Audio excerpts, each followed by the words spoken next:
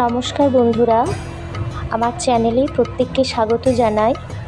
আজকে কিছু শব্দার্থ নিয়ে এসেছি। ইন্দিবর, নীলপদ্ম, ঈশানী, দুর্গা, উক্ত, কথিত, ঊর্ধ্বস্থ, উপরিস্থিত,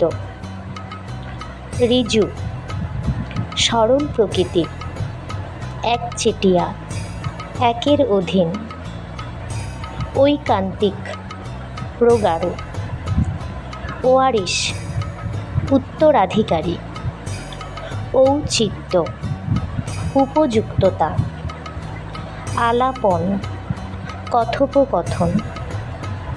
বন্ধুরা, আবারও কিছু শব্দের অর্থ নিয়ে পরবর্তী ভিডিওতে আসবো। চ্যানেলটি ভালো লাগলে অবশ্যই সাবস্ক্রাইব করে দেবেন।